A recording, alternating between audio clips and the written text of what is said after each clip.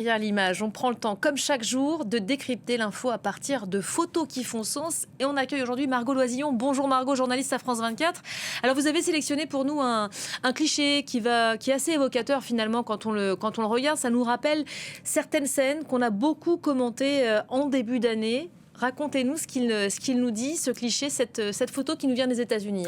Oui, alors effectivement, sur cette photo, on voit au premier plan un homme assis dans sa voiture avec son téléphone portable. Il est en train de filmer à la verticale une opération des agents de police anti-immigration américaine, plus connue sous le nom de ICE.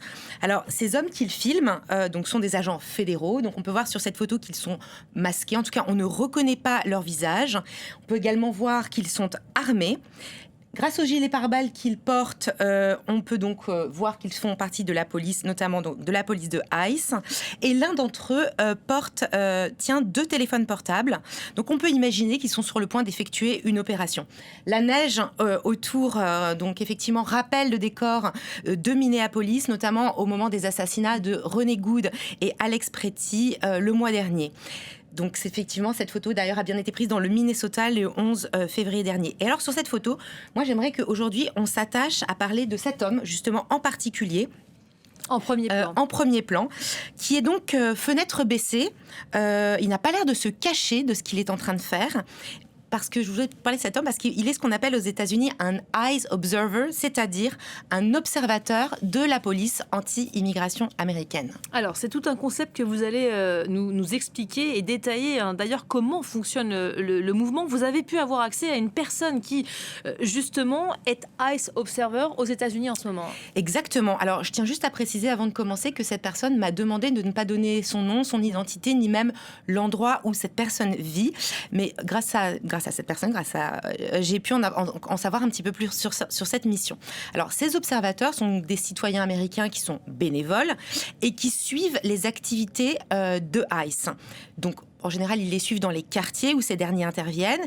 Et depuis leur véhicule, ces observateurs donc, vont filmer les opérations de la police anti-immigration et notamment relever les plaques d'immatriculation, mais aussi un certain nombre de détails qui vont ensuite renvoyer sur des messageries cryptées Signal. De là, ces informations vont être traitées et ensuite redispatchées sur d'autres messageries cryptées afin de fournir des informations sur les opérations en cours et donc de prévenir les populations qui pourraient être concernées sur ces opérations. Alors, pour devenir un observateur de l'ICE, ces citoyens américains suivent une formation. Elle dure environ 1h30 et pendant cette formation, on leur donne un certain nombre de recommandations. Alors, parmi ces recommandations, il est conseillé de d'abord choisir un lieu précis où travailler, c'est-à-dire un carrefour, par exemple, une zone très fréquentée par des immigrés, et d'y aller régulièrement afin de se familiariser avec les lieux, d'observer et ainsi de pouvoir noter plus facilement s'il pouvait y avoir des changements ou des choses étranges qui s'y déroulent. Un petit guide est remis à ces observateurs bénévoles. Et notamment, dans ce petit guide, on leur donne des informations sur comment transmettre et quel genre d'informations exactement transmettre. Alors, j'ai pu avoir accès à ce guide. Et il y a notamment ce qu'on appelle l'acronyme SALUTE, donc qui explique exactement quoi transmettre, quoi partager comme information. Alors, on commence avec le S, qui est environ la taille de l'opération à décrire, puis l'activité qui est en train d'avoir lieu, où est-ce qu'ils sont en train de conduire, est-ce que les agents sont garés, est-ce qu'ils sont en train d'arrêter quelqu'un, puis le L pour la location, le lieu exact, enfin le U pour les uniformes, comment ils sont habillés, quelles lettres ils portent sur eux, est-ce qu'ils sont masqués, est-ce qu'ils portent des masques, T pour l'heure à laquelle tout cela a lieu, et enfin le E sur des détails sur les véhicules, et notamment s'ils sont armés et s'ils ont détenu des personnalités. Autre recommandation très importante pour ces observateurs, ne pas sortir de leur voiture. Il est également préconisé de ne pas rentrer en contact direct, verbal, avec les agents de ICE. Et enfin, il leur est rappelé qu'ils ont le droit d'enregistrer les activités des forces de l'ordre fédéral, notamment en public. On leur demande, et que si on leur demande de se déplacer, il leur est suggéré de répondre, je cite, « Je retourne à ma place, mais je continue d'enregistrer, car c'est mon droit constitutionnel de le faire. » Donc c'est bien borné, c'est bien réglementé. Il y a des consignes, des mesures de sécurité qui sont distillées pour encadrer au mieux l'action donc de ces citoyens américains. Cette personne-là qui a communiqué avec vous et qui tient à son anonymat, est-ce qu'elle a noté des changements récents sur l'engagement des citoyens dans le pays ?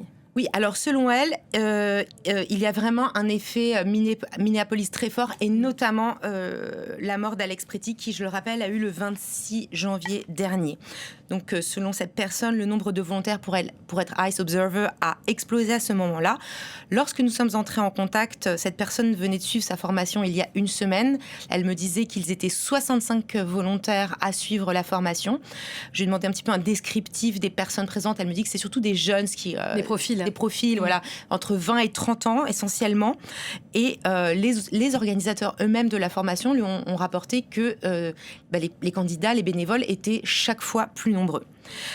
Je précise également que ce travail d'observateur, en fait, ne s'arrête pas juste à ces collectes de données d'information. Il y a quand même aussi des actions directes et assez concrètes qui sont réalisées pour les personnes immigrées.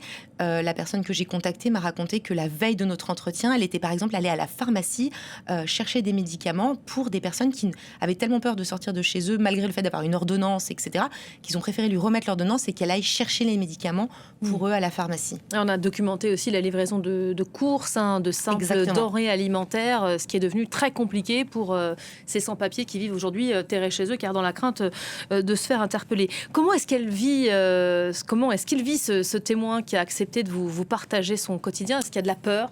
Oui, alors effectivement, ce témoin m'a confié une certaine peur de faire ce travail d'observateur.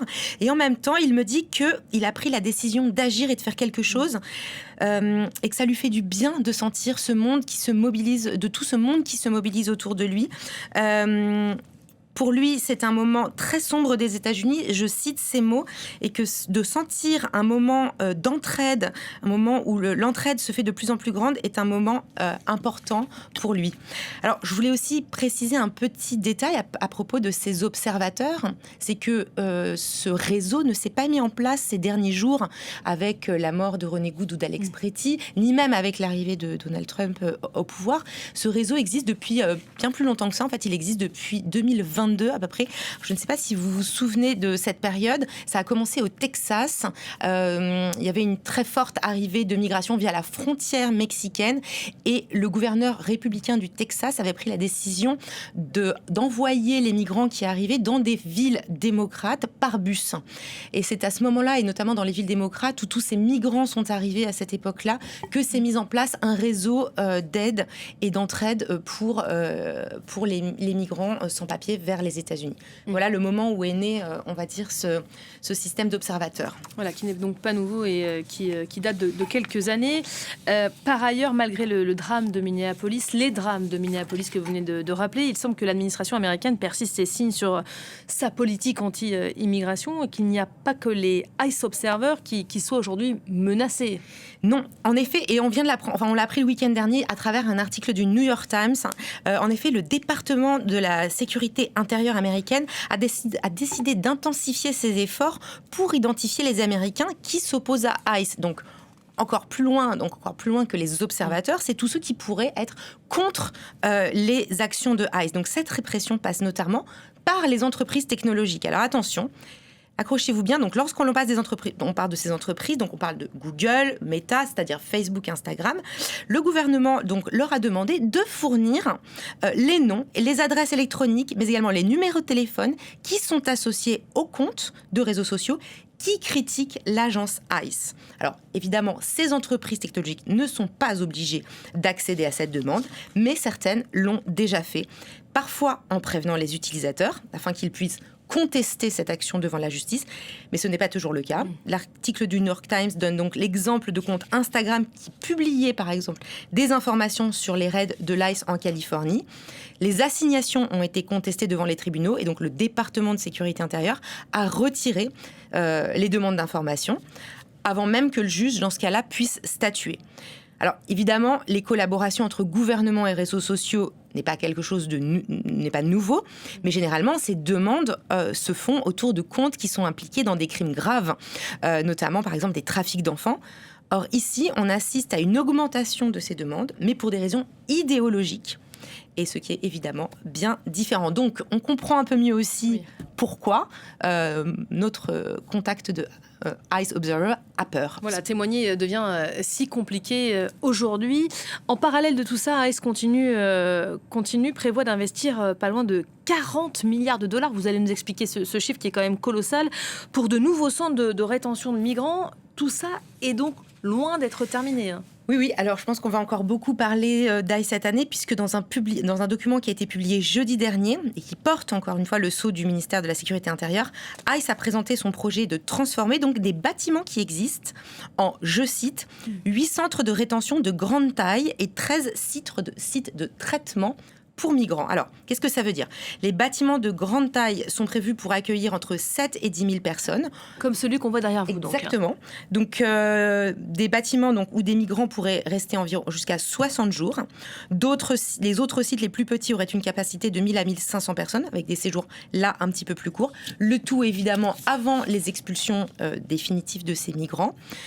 Alors personnellement, je trouve que ces grands centres rappellent un peu les méga carcels, les grandes prisons au Salvador, mises en place par le président Nayib Bukele. Donc le coût de cette opération, 38,2 milliards de dollars, qui rendrait le nombre de lits disponibles s'élever à 92 600 d'ici le 30 novembre. Aujourd'hui, on est environ à 70 000 lits disponibles pour les migrants avant expulsion.